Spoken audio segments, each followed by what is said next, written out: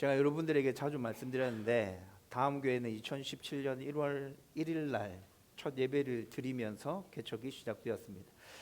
2017년 1월 1일 날 그날이 주일이었어요. 그렇게 예배를 시작하면서 교회가 시작됐는데 어른들 예배는 1월 1일 날 시작되었지만 주일학교 아이들 예배는 3월 첫째 주부터 주일학교 예배가 시작되었습니다. 여러분 그때 우리 친구들과 함께 교회를 개척했던 멤버가 누구였냐면 지안이, 지아, 지율이, 지희, 그 다음에 안나, 주한이. 주한은 아직 태어나지도 않았죠. 지희는 아주 아기였습니다. 돌 지나지 않은 아기였습니다. 그렇게 해서 우리 교회 주일학교가 처음 시작되어졌는데 1월 1일 날 예배 드렸는데 주일학교 예배는 3월 첫째 주에 예배 드리기 시작했다 했잖아요. 여러분 아이들이 그렇게 함께 하고 있는데 주일학교 예배를 드리지 못할 때 제 마음은 이루 말로 표현할 수가 없었습니다. 하나님께서 은혜 주셔서 교회가 개척이 됐는데 하나님 우리 교회에 아이들이 있는데 없는 게 아닌데 근데 하나님 이 아이들을 어떻게 합니까? 이 아이들은 부모의 결정에 따라서 우리 교회에 왔는데 이 아이들 예배가 없어요. 2달 동안 매일 아침마다 교회 나와서 기도할 때 진짜 눈물로 하나님께 기도했던 겁니다.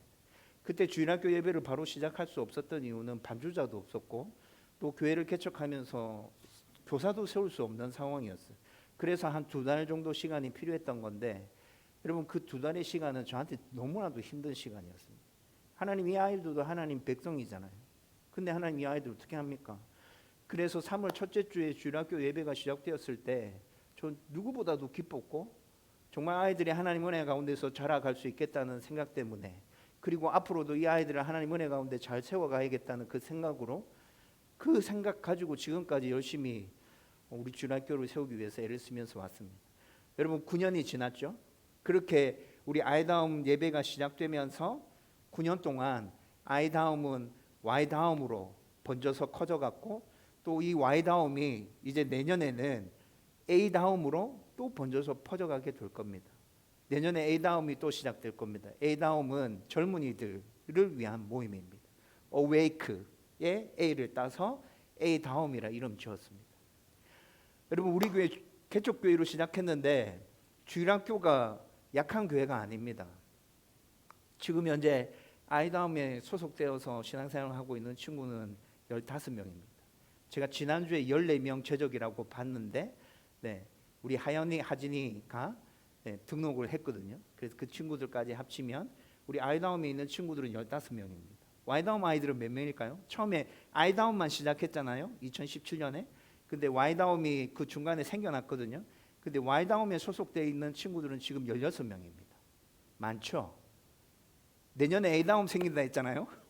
A다움은 몇 명일까요? 내년에 생기는 A다움 8명입니다. 여러분 작은 교회지만 우리 교회 전체 주일학교를 합치면 여러분 우리 교회는 진짜 주일학교가 잘 운영되고 있는 학교입니다. 우리 교회 건강하고 좋은 교회예요. 여러분 그런데 주일학교가 이렇게 잘 세워지고 있음에도 불구하고 제가 2024년 봄 어느 날 갑자기 온세대 통합예배에 대해서 말을 꺼내기 시작했습니다. 그리고 그 봄부터 2024년 봄부터 김태현 목사님이랑 저랑은 온세대 통합예배와 관련해서 여러 권의 책을 읽으면서 함께 의논했고 그리고 여러분들에게도 중직자들에게도 책을 읽으라고 간단한 책 2권을 추천해 줬죠. 지금 주보에 우리 필독서로 올라와 있는 그 2권의 책입니다. 2024년에 제가 우리 중직자분들에게 그 책을 읽으라고 드렸습니다. 그리고 2024년 가을부터 저는 책을 읽으면서 온세대 통합예배를 잘 드리고 있는 교회라고 추천해 주는 4교회를 정하고 김태원 목사님이 주일날 설교하실 때마다 저는 그 교회를 돌아다니기 시작했죠. 그래서 4교회를 보고 왔습니다. 4교회를 보고 와서 2024년 연말에 우리 장로님들이랑 의논해서 우리 교회는 앞으로 온세대 통합예배를 드리도록 합시다 라고 결정했고 올해 2025년에 매달 마지막 주에 그리고 절기 예배를 드릴 때 온세대 통합예배로 아이들과 함께 예배를 드렸어요. 준비하는 과정이었죠. 여러분 이 준비하는 과정을 거치고 난 다음에 이제 내년에 2026년에 우리 교회는 본격적으로 매 주일마다 아이들과 함께 온 세대 통합 예배를 드리려고 합니다. 그래서 지금 그 과정으로 여러분들과 함께 왜 온 세대 통합 예배를 드리려고 하는지에 대해서 지금 나누려고 하는 거죠. 여러분 중에는 분명히 우리 교회가 지금까지 그렇게 교회로 주일학교가 잘 세워져 왔다면, 개척했음에도 불구하고 주일학교가 잘 세워져 왔는데 왜 갑자기 목사님이 이 시점에서 온 세대 통합 예배를 드리려고 하는 거지? 궁금해하신 분들 계실 거예요. 그리고 또 여러분들 중에는 그냥 부서별로 이렇게 나누어져서 예배 드리는 게 더 좋은데 라고 생각하시는 분들도 계실 겁니다. 제가 우리 지혜한테 몇 번 그런 얘기 들었습니다. 아빠, 왜 우리는 청소년 예배가 없어? 네, 이 얘기를 몇 번 들었거든요. 네. 그래서 그런 궁금증과 그런 생각들을 가지신 분들에게 제가 왜 그토록 2024년부터 2025년 이렇게 2년 동안 준비하고 이렇게 해서 온 세대 통합 예배를 드리려고 하는지 여러분들에게 그 이유를 설명해 드리려고 합니다. 여러분, 오늘 이 설교는 강의처럼 들릴 수 있습니다. 그런데 저는 강의가 아니라 제가 생각하고 있는 바들, 제가 원하는 바들을 설교 중에 여러분들에게 말씀드리려고 하는 게 아니라 분명한 성경의 메시지를 근거로 해서 이 예배가, 온 세대 통합 예배가 하나님께서 본래 우리에게 허락하신 예배임을 설교로 여러분들에게 선포하려고 합니다. 여러분, 오늘 이 시간에 왜 목사님이 온 세대 통합 예배로 갑자기 전환해서 가려고 하는지 여러분들이 쭉 설교를 듣고 난 다음에 여러분들이 잘 이해하고 온전하게 그것을 하나님의 메시지로 받아들일 수 있었으면 좋겠고, 그리고 저와 여러분들이 우리 어린아이들까지 마음을 하나로 모아서 정말 하나님 앞에 온전한 예배자로 나갈 수 있었으면 좋겠습니다. 먼저 첫 번째로 여러분들과 나누고 싶은 건, 하나님은 처음부터 모든 세대가 함께 예배 드리도록 우리를 부르셨습니다. 하나님께서 제시하신 예배의 방법은 온 세대가 함께 예배 드리는 거였어요. 신명기 6장 4절에서 9절 말씀 우리가 방금 읽었는데, 여러분, 신명기 6장은 이스라엘 백성의 신앙 전수의 핵심이며 신앙 교육에 있어서 지침서와 같은 말씀입니다. 여러분, 이 말씀은 이스라엘 백성들이 굉장히 중요하게 붙들고 있는 말씀이에요. 그리고 이 말씀의 원리에 따라서 이스라엘 백성들은 지금도 신앙 교육을 행하고 있다는 것이죠. 여러분, 그런데 이 말씀이 여러분 누구를 대상으로 해서 지금 선포되고 있는 건지 여러분들 잘 집중해서 보십시오. 4절 말씀, 들으라 이스라엘아, 이렇게 시작하고 있죠.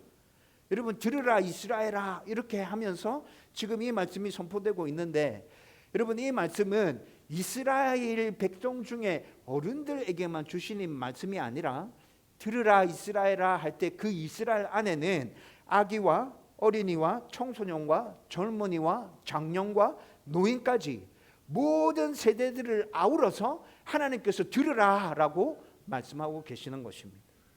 여러분, 하나님은 지금 모든 세대를 향해서 앞으로 너희들 가운데 신앙은 이렇게 지켜가야 돼. 부모들에게 신앙 교육을 할 때는 이렇게 해야 돼. 여러분, 그런데 그게 부모만 있는 자리에서 말씀하는 게 아니라 모든 세대가 함께 있는 그 상황 가운데서 하나님께서 이 말씀을 하고 계시다는 것이죠. 여러분, 분명히 오늘 우리가 읽었던 신명기 6장 4절에서 9절까지 이 말씀은 여러분 지금 모든 세대가 한 자리에서 듣고 있는 말씀입니다. 여러분, 이 말씀을 듣는 아이들은 어떤 생각을 하면서 이 말씀을 들었을까요? 하나님께서 우리의 신앙 교육과 관련해서 책임을 지금 엄마 아빠에게 넘기고 있구나. 그래서 엄마 아빠가 시간 날 때마다 우리한테 이렇게 가르치라고 하나님 지금 얘기하고 있구나. 여러분, 아이들이 이런 생각하면서 그 말씀을 들었겠죠? 여러분, 아이들이 이런 말씀을 듣고 부모가 신앙 교육을 행할 때 아이들은 어떻게 반응했겠어요?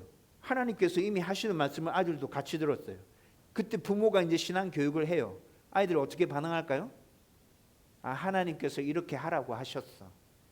순종하고 따라오는 게 훨씬 더 쉬워지겠죠. 네. 여러분, 부모와 노인들의 입장에서 생각해 보십시오. 아이들과 함께 하나님 주시는 이 말씀을 들었습니다. 부모와 노인들은 신앙 교육을 행할 때마다 여러분 어떤 생각을 하면서 신앙 교육을 행하게 될까요? 하나님의 말씀에 순종하는 생각이 하나님 말씀에 순종하는 것이라 생각하면서 이 말씀을 그렇게 행했을 거예요. 그럼과 동시에 아이들도 같이 들었기 때문에 내가 이렇게 신앙 교육을 행하는 것 우리 아이들도 당연하게 받아들이고 내 말에 순종해서 따라올 거야 라는 생각들을 가지고 신앙 교육을 행했겠죠. 여러분, 이렇게 하나님께서는 신앙 교육과 관련해서 모든 사람들이 동일하게 듣는 그곳에서 이렇게 신앙을 교육시켜라 라고 말씀해 주셨다는 것입니다. 그리고 여러분, 이렇게 부모에게 신앙 교육을 말씀하신 하나님이 이런 신앙 교육이 행하는 장소로 어떤 장소에서 행하라 말씀하셨는지 여러분 여기도 한번 주목해 볼 필요가 있습니다. 자, 이제 우리 친구들한테 목사님이 질문할까요? 우리 친구들 대답해봐. 신명기 6장 4절에서 9절까지 말씀 읽었지? 신명기 6장 4절에서 9절까지 말씀을 읽었는데 하나님께서 부모님들에게 자녀들을 이렇게 교육해라 말씀하실 때 이 교육이 일어나는 장소가 어딘 것 같아? 친구들아, 주우라, 어딘 것 같아? 이 교육이 일어나는 장소가 어딘 것 같아? 학교? 학교에서 이 교육을 시작하라는 것 같아? 아니면 교회에서 시작하라는 것 같아? 친구들 대답해봐. 어디야? 아니, 교회 아니야.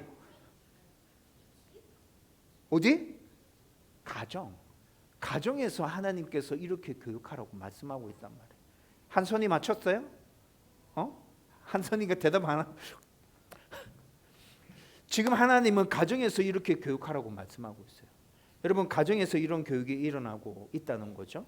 여러분, 이스라엘 가정은 3대가 함께 살아가는 가정이었습니다. 3대가 할아버지, 할머니, 아빠, 엄마, 자녀들 이렇게 3대가 함께 살아가는 가정이 바로 이스라엘의 가정이라는 거죠. 여러분, 이스라엘이 이렇게 3대가 함께 살아가고 있을 때 여러분, 가정에서 이 교육이 일어나야 된다고 하나님께서 지금 말씀하신다면 어떻게 하라는 겁니까? 할아버지, 할머니가, 엄마, 아빠가 가정에서 여러분 오늘 말씀에 어떻게 얘기하죠? 앉았을 때든지 길을 갈 때든지 누웠을 때든지 일어날 때든지 언제든지 신앙에 대해서 가르치고 교육시키라 말씀하고 있죠. 가정 안에서 시간이 날 때마다 기회가 생길 때마다 항상 자녀들에게 하나님에 대한 이야기, 말씀에 대한 이야기들을 서로 주고받으면서 나누라고 말씀하고 있는 거예요. 세대 구분 없이 한 가정 안에서 할아버지, 할머니, 아빠, 엄마, 자녀들이 함께 하나님의 말씀을 나누면서 그 가운데서 하나님의 사람으로 세워져 가야 한다라는 것에 대해서 말씀해 주고 있는 것이죠. 방금 제가 시작하면서 이 말씀은 이스라엘 백성들에게 있어서 신앙교육의 지침서와 같은 말씀이었다 말씀드렸잖아요. 여러분, 이스라엘 백성들은 이 말씀을 원리로 삼아서 구약의 모든 제사와 절기들, 영적인 공동체 모임 전부 온 세대 통합으로 함께 모여서 예배하고 함께 제사 드리고 함께 하나님의 말씀을 듣고 함께 기도하고 함께 회개하고 그렇게 함께 하나님을 향한 한 신앙으로 세워져 갔다는 것입니다. 여러분, 지금 신명기 6장 4절에서 9절까지 말씀을 가지고 구약에 나오는 모든 상황에서 하나님은 이렇게 온 세대가 함께 자라가도록 교육하라 말씀하셨다 얘기했는데, 에이 목사님 그 한 말씀 가지고 지금 그렇게 얘기하는 거예요? 라고 생각하는 친구들이 있을 수도 있을 것 같아요. 여러분, 집에 돌아가셔서 여러분 성경을 펴서 구약 성경을 다시 읽어보십시오. 구약 성경에 나오는 제사, 예배, 공동체적인 모임, 기도회, 세대들을 나누어서 모였는지 그들이 온 세대 통합으로 함께 모였는지 여러분 성경을 확인해 보시면 구약에 나오는 모든 말씀들이 함께 모여서 하나님 앞에 나갔구나라는 것을 알게 될 겁니다. 여러분, 구약만 그렇습니까? 두 번째로 여러분들과 나누고 싶은 건 이 땅의 교회가 처음 시작될 때도 역시 온 세대가 함께 예배드렸습니다. 여러분, 교회가 처음 시작되는 모습은 사도행전에서 나타납니다. 복음서는 예수님께서 이 땅에서 어떤 일을 해주셨는지, 복음을 어떻게 이 땅에 선포해 주셨는지에 대해서 이야기해 주고 있고, 그렇게 예수님께서 복음을 선포하고 난 다음에 이 땅에 교회가 세워지는데 그 교회에 처음 세워지는 모습이 사도행전에서 나타나고 있다는 거죠. 여러분, 그런데 교회가 처음 시작될 때 똑같이 온 세대가 함께 모여서 하나님께 예배 드렸다는 거예요. 여러분, 오늘 저와 여러분들은 에베소서 6장 1절에서 4절까지 말씀을 읽었어요. 여러분, 에베소서 6장 1절에서 4절까지 말씀은 본래 예수 잘 믿는 부모들이 그리고 예수 잘 믿는 자녀들이 이 세상에서 살 때 가정 안에서 어떻게 살아야 하는지에 대해서 우리 가운데 말씀해 주고 있는 것입니다. 부모는 자녀들을 노엽게 하면 안 됩니다. 신앙으로 잘 양육하고 인격적으로 자녀들을 대우해 줘야 됩니다. 여러분, 이것이 에베소서 6장 3절 4절에 나오는 말씀이죠. 4절에 나오는 말씀이에요. 그러면 그 앞에 나오는 말씀은 뭐예요? 그 앞에 나오는 말씀은 자녀들이 부모에게 온전히 순종해야 된다고 그렇게 말씀해 주고 있습니다. 이것이 에베소서 6장 1절부터 4절까지 나오는 본래 의미의 말씀인데, 저는 에베소서 6장 1절에서 4절까지 이 말씀을 가지고 이 본래 의미의 이 말씀을 여러분들과 나누려고 하는 게 아니라, 여러분, 이 말씀이 지금 선포되고 있는, 이 말씀이 사람들에게 전해지고 있는 그 상황을 보면 온 세대가 함께 모여 있을 때 이 말씀이 주어졌다는 거예요. 여러분, 지금 1절에서 4절까지 말씀을 보면 그걸 분명히 확인할 수 있게 되어 있습니다. 여러분, 에베소서는 바울이 에베소 성도들에게 지금 편지를 써서 보내는 거죠. 여러분, 이 편지가 에베소에 도착했습니다. 그러면 이 편지가 어떻게 읽혀졌을까요?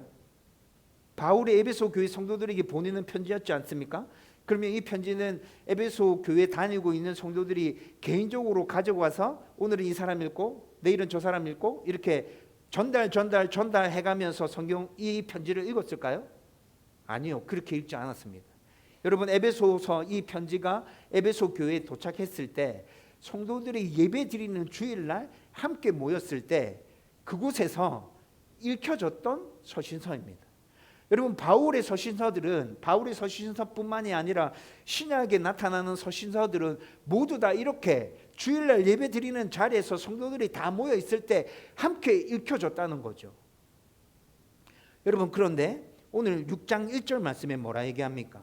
6장 1절 말씀에 이렇게 얘기합니다. 자녀들아, 주 안에서 너희 부모에게 순종하라, 이렇게 말씀하고 있죠. 예배 드리는 자리에서 읽혀진 서신서입니다. 그런데 여기에 자녀들아 이렇게 얘기하면서 이 편지가 오늘 우리가 읽었던 말씀이 그렇게 시작하고 있습니다. 이게 무엇을 얘기하는 거죠? 예배 드리는 자리에 자녀들도 함께 있었다. 여러분, 이 편지를 아이들이 모여서 예배 드리고 있는 자리에 가서 읽혀진 게 아니에요. 청소년들이 모여서 예배 드리고 있는 자리에 가서 이 편지가 읽혀진 게 아니라 모두 함께 예배 드리는 그 자리에서 읽혀졌는데, 그래서 바울이 그 자리에 있을 어린 친구들, 청소년들을 생각하면서 이렇게 얘기하는 거예요. 자녀들아, 주 안에서 너희 부모에게 순종하라. 여러분, 바울은 지금 멀리 떨어져 있습니다. 근데 편지에 이렇게 써서 보내면 함께 예배드리는 모든 친구들이 이 편지가 읽혀질 때 같이 듣게 될 거야. 여러분, 이 생각을 하면서 지금 바울이 이렇게 적었다는 거죠. 여러분, 4절 말씀에 가보십시오. 4절 말씀에 또 어떻게 얘기합니까? 아비들아, 너희 자녀를 노엽게 하지 말고, 이렇게 얘기하고 있죠. 여러분, 1절에서 자녀들아 얘기했습니다. 그리고 난 다음에 중간에 공백이나 텀이 있습니까? 없이 4절 말씀이 바로 이어지죠. 여러분, 이건 또 무엇을 얘기해 줍니까? 자녀들만 앉아서 예배 드리고 있는 게 아니라 그 자리에 그 자녀들의 부모들도 같이 있어. 그래서 바울은 지금 자녀들에게 하고 싶은 얘기를 한 다음에 곧바로 이어서 부모들에게 하고 싶은 얘기도 이어서 하고 있다는 거죠. 여러분, 실제로 사도행전에서 교회가 처음 시작될 때의 모습을 잘 살펴보면, 여러분, 교회가 처음 시작될 때 그 교회는 어디서 시작된 교회였습니까? 이런 교회당 건물이 있었나요? 이런 예배당이 있었어요? 아니죠. 교회가 처음 시작될 때는 어디서부터 시작된 겁니까? 집에서부터 시작되었습니다. 여러분, 집에서부터 교회가 시작되었고, 성도들 중에 집이 좀 큰 사람이 있었어요. 그렇게 집이 큰 사람, 그 집에 모여서 함께 예배드리기 시작했다는 거죠. 그리고 보통 이스라엘 백성들은 3대가 함께 살아가는 집이라 그랬죠. 그래서 아기부터 해서 할아버지, 할머니에 이르기까지 3대가 그 집에 있습니다. 예배 드리러 갔는데 그 집에 이미 3대가 있다고요. 여러분, 그런데 그 집에 모여서 지금 사람들이 예배 드리는 거잖아요. 여러분, 그리고 다른 집들도 대부분 3대가 함께 이렇게 살아가고 있겠죠. 그러니까 가정에 모여서 예배 드릴 때도 자연스럽게 아기부터 시작해서 노인에 이르기까지 가정에 모여서 함께 예배 드리게 되었다는 거예요. 여러분, 이것이 교회가 처음 시작될 때의 모습이었습니다. 초대교회 때는 예배가 1시간만 진행됐던 게 아니라 4시간, 5시간 이렇게 예배가 진행됐습니다. 여러분들 그 시대 때 신앙생활 하라 그랬으면 다들 너무 길어서 교회를 떠났을 수도 있습니까? 네? 예배 시간이 그렇게 길었어요. 그런데 이렇게 앉아서 예배 드리는 시간만 예배 시간을 포함한 게 아니라 그들은 음식을 나누고 교제하는 시간까지 예배 시간에 포함되어 있었다고요. 여러분, 예배를 드리고 난 다음에 말씀을 나누고 난 다음에 그게 한 2시간, 3시간이었어요. 그리고 난 다음에 같이 앉아서 밥도 먹습니다. 여러분, 이렇게 오랜 시간 동안 예배 드리고 같이 밥 먹고 공동체 교제를 나누고 있는데 어른들만 모였다 생각해 보십시오. 그러면 집에 있는 아기들 어떻게 하죠? 아이들은 어떻게 하죠? 누가 그 시간에 밥 챙겨줍니까? 그렇죠? 그러니까 굉장히 자연스럽게 온 세대가 함께 모여서 함께 예배드리고, 그리고 교제할 때도 어른들과 함께 자녀들이 앉아서 같이 얘기를 나누고 같이 식당에서 얘기하면서 그렇게 교회가 세워졌다는 것입니다. 이것이 초대교회, 교회가 처음 시작될 때 나타났던 예배 모습이라는 거죠. 여러분, 초대교회가 굉장히 강력하게 성장했습니다. 그렇죠? 초대교회의 강력한 성장을 우리는 성령의 역사하심에서 그 근거를 찾습니다. 분명히 성령께서 역사해 주셨기 때문에 교회가 폭발적으로 부흥한 게 맞습니다. 그런데 저는 그것이 전부 다가 아니라 생각합니다. 성령의 역사와 함께 온 세대가 함께 모여들어서 예배드리는 이 공동체성 때문에 초대교회가 폭발적으로 성장할 수 있었다. 저는 그렇게 생각하고 있어요. 왜 그렇죠? 여러분, 아이들이 부모들과 앉아서 함께 말씀을 듣습니다. 여러분, 그 들었던 말씀을 유대인들은 집에 돌아가서 아이들과 함께 또 나누었어요. 집에서 아이들과 함께 그 말씀을 또 나누었다고요. 그러면서 아이들 가운데 부모에게 있는 그 신앙이, 같은 신앙이 아이들 안에서 자라게 되는 거예요. 10년 지나고 20년 지나면 이 아이들이 어른이 돼 있겠죠. 여러분, 그 아이들도 부모와 같은 신앙을 가지고 계속해서 공동체로 모여서 그 하나님의 교회를 같이 세워가게 되는 거죠. 여러분, 이런 사이클들이 계속 이어지면서 초대교회는 지속해서 폭발적인 성장이 일어나게 되는 거라고요.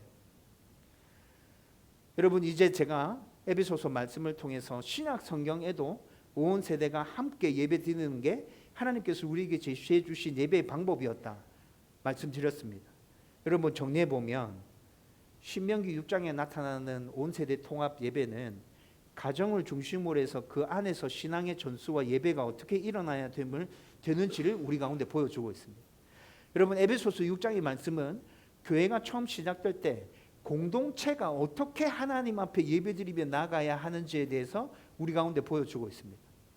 여러분, 신명기 6장에서 나타나는 예배의 모습은 가정의 중심이었습니다. 에베소서 6장에 나타나는 예배의 모습은 공동체가 중심인 예배로 나타났습니다. 약간 다른 모습이죠. 근데 방향은 같습니다. 어떤 방향입니까? 온 세대가 함께 하나님께 나와서 예배해야 된다. 여러분, 이것이 성경에서 제시해 주고 있는 예배의 방법입니다. 이것이 성경의 본질적인 예배라고요. 온 세대가 함께 하나님 앞에 드리는 예배. 여러분, 그런데 성경에서 예배에 대해서 이렇게 말씀하고 있는데, 그러면 언제부터 따로 나누어져서 예배드리는 이 주일학교가 시작된 것일까요?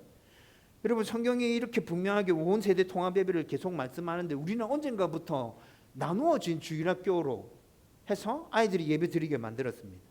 여러분, 주일학교의 처음 시작은 본래부터 아이들이 예배드리는 기관으로 해서 주일학교가 시작된 게 아닙니다. 여러분, 이런 형태의 주일학교가, 지금 우리가 유지하고 있는 이런 형태의 주일학교가 언제부터 시작됐냐?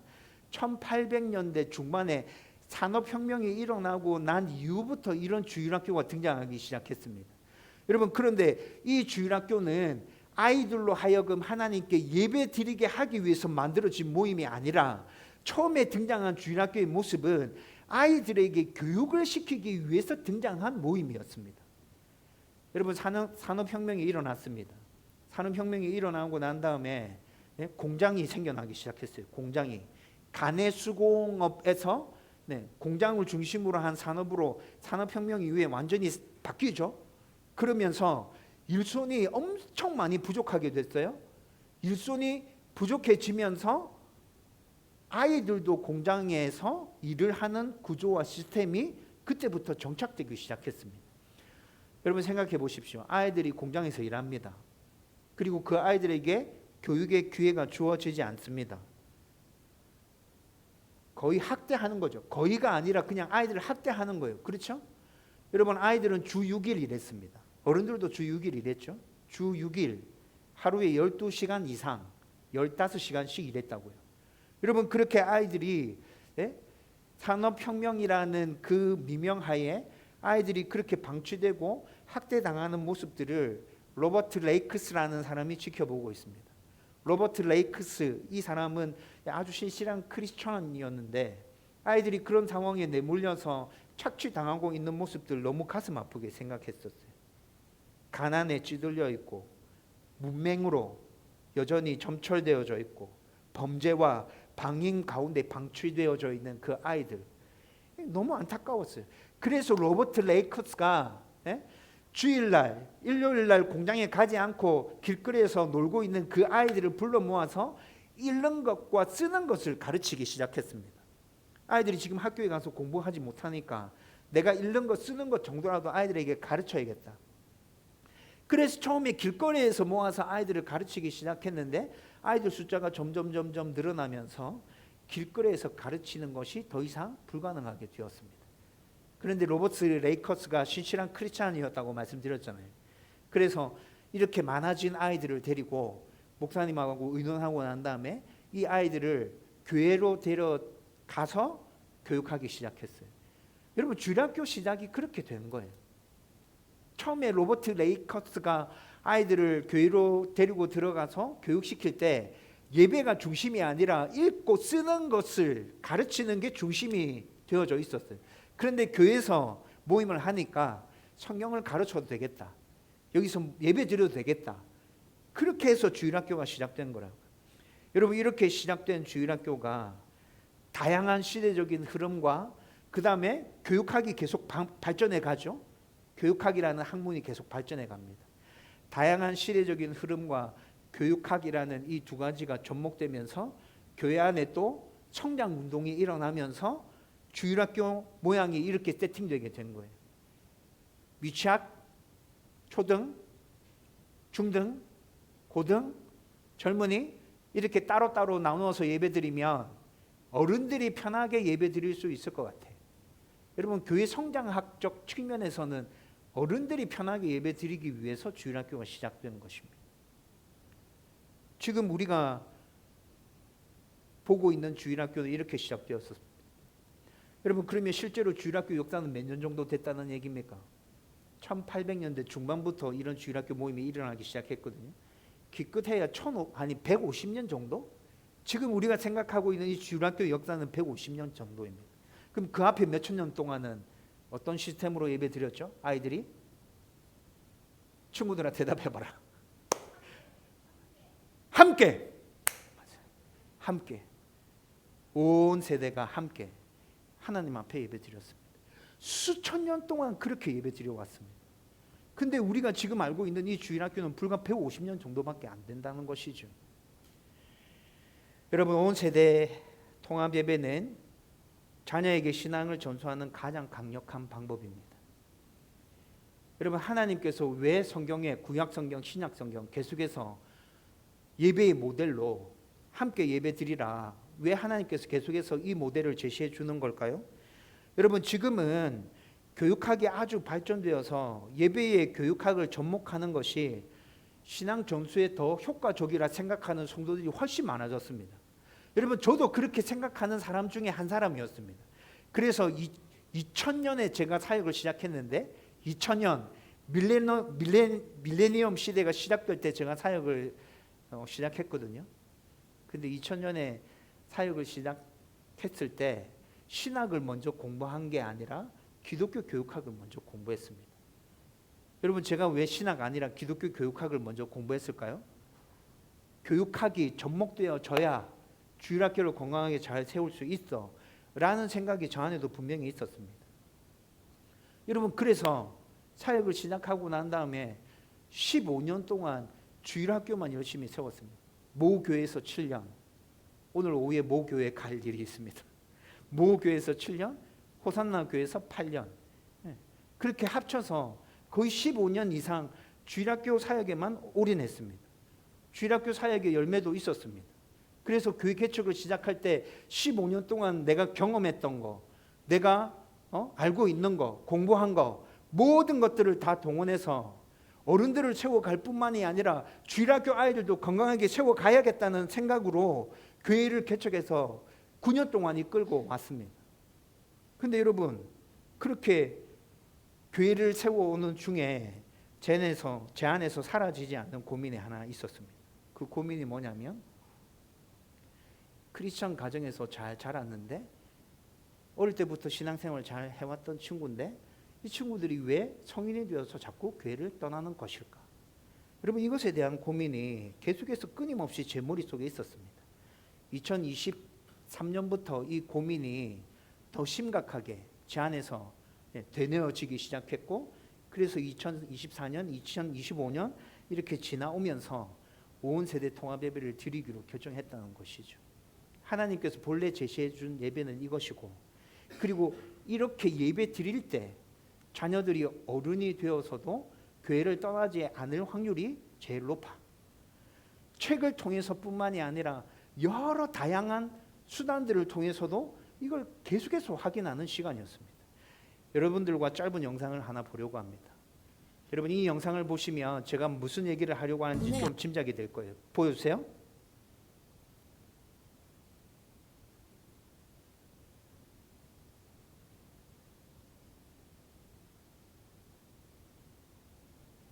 아기 엄마는 아주 감동적인 경험을 하게 됩니다. 엄마가 청소를 할 때면 아빠는 항상 엄마 옆에서 가사를 도와주는데요. 어지러진 곳을 치우거나 카펫을 들어 올려줍니다. 엄마 혼자 청소를 하는 걸 본 아이. 아빠 대신 조그만 손으로 카펫을 들어 올려주네요. 그렇게 엄마는 기쁨과 행복으로 또 한 번 충전이 됩니다. 네, 아주 짧은 영상인데 여러분, 아이들과 함께 예배드리는 것이 왜 중요한지 지금 이 영상으로 좀 이해되는 부분이 계세요? 여러분, 우리는 계속 뭔가를 아이들한테 가르치고 이해시키고 설득시켜야 된다 자꾸 생각해요. 그래서 저한테 아마 질문하고 싶은 분도 계실 거예요. 온 세대 통합 예배를 드린다고 하면 아이들이 지금 하고 있는 목사님의 설교를 우리 아이들이 이해합니까? 이해할 수 있습니까? 라고 질문하는 분들, 하고 싶은 분들 계실 거예요. 근데 이 영상이 답입니다. 여러분, 아기가 보였던 그 반응을 어떻게 보십니까? 이해하고 그렇게 하신 걸로 보십니까? 뭔가를 알고 그렇게 하신 걸로 보십니까? 아니요. 방금 영상에서 보셨던 그 아이의 행동은 아빠의 모범을 보고 그냥 따라한 것입니다. 여러분, 온 세대로 함께 모여서 예배 드리라 하는 하나님의 말씀 안에 핵심은 이것입니다. 모범, 좋은 모범. 이 모범이 따라갈 때 우리의 자녀들은 이해하지 못하지만 부모가 하고 있는 그 행동을 따라하게 될 거예요. 그 행동을 따라하면서 아이들은 하나님을 경험하게 될 겁니다. 그 행동을 따라하면서 이 행동의 의미가 무엇인지 알게 될 것이라고요. 금방 그 아기가 그 돗자리를 들어주는 그 행동, 지금은 이해하지 못하고 그냥 아빠의 모습을 따라하는, 흉내내는 것이었지만 그 아이가 자라가면서 언젠가 이것이 어떤 의미인지 이해하게 될 거라고요. 여러분, 하나님은 지금 그것을 우리에게 요구하고 계시는 거예요. 예배를 통해서 아이들에게 가르치려고 하지 마. 언젠가 아이들은 깨닫게 될 거야. 그런데 그것보다도 중요한 게 뭐냐면 너희들이 모범을 보여주는 거야. 하나님 앞에 예배하는 방법이 어떠해야 되는지, 하나님 앞에 찬양하고 기도하고 하나님 앞에 말씀을 듣는 모습이 어떠해야 되는지 너희들이 보여줘. 그러면 아이들은 따라하게 될 거야. 부모가 말씀을 읽고 암송하고 연구하고 묵상하고 순종하기 위해서 몸부림치는 모습을 보면서 아이들은 이해할 수 없지만 그 모습을 따라하게 될 것입니다. 부모가 하나님을 경외하며 삶의 예배자로 살아가는 그 삶의 모습을 보면서 아이들은 이해할 수 없지만 그 모습을 따라하게 될 것입니다. 부모의 진심 어린 눈물과 기도와 찬양하는 모습은 100마디 말보다 아이들에게 강력한 교훈과 가르침을 전해줄 것입니다. 그렇게 아이들은 변해가는 것입니다. 여러분, 아이들이 아무 생각 없이 따라했어요. 흉내냈어요. 그런데 어느 날 같이 예배드리면서 그 안에 담겨져 있는 의미가 무엇인지 스스로 깨닫게 되는 날이 분명히 올 겁니다. 여러분, 그렇게 해서 깨닫게 된 그 진리를 우리 아이들은 놓칠 거라 생각합니까? 그렇지 않을 거예요. 자기 스스로 깨닫게 된 그 진리를 아이들은 죽을 때까지 붙들고 갈 겁니다. 부모가 뭐라 하든지 간에, 옆에 어른들이 뭐라 하든지 간에, 아니, 예배 드릴 때 분명히 하나님이 나에게 이런 은혜를 주셨는데, 나는 하나님 살아 계시는 게 믿어지는데, 하나님 내 좋으신 아버지 맞는데, 힘들고 어려울 때 내가 기댈 수 있는 분은 그분이신데, 여러분, 이렇게 해서 아이들이 신앙을 떠나지 않게 된다는 거죠. 부모의 품을 떠났지만 그 아이들은 절대 하나님 품을 떠나지 않을 겁니다. 여러분, 제가 온 세대 통합 예배를 시작하려고 하는 이유가 여기에 있습니다. 저는 우리 아이들에게 이 경험을 선물해 주고 싶습니다. 제가 선물해 주는 거 아닙니다. 하나님께서 주셔야 되는 거죠. 그렇죠? 그런데 저와 여러분들이, 우리 어른들이 이런 생각들을 가지고 우리 아이들이 예배 중에 이런 은혜를 경험할 수 있으면 좋겠다라는 마음을 가지고 그렇게 온전한 예배자로 살아가기 시작한다면 우리 아이들에게 그런 모습 분명히 보여질 것이고, 또 하나님께서 우리 아이들에게 은혜라는 놀라운 선물을 허락해 주실 겁니다. 여러분, 이후에 설교 말씀이 조금 더 남아 있는데 이제 말씀을 정리하려고 합니다. 너무 길어지면 우리 아이들이 힘들어질 것 같아요. 아직 이 한 페이지가 남았습니다. 근데 정리하려고 합니다. 못한 거 다음 주에 이어서 계속 할게요. 그럼 되죠? 2026년 우리 교회 표어는 모든 세대 한 하나님 앞에입니다. 따라 하십시다. 모든 세대 한 하나님 앞에. 우리 교회 아기부터 시작해서 노인에 이르기까지 모든 성도들은 함께 하나님 앞에 나가게 될 것입니다.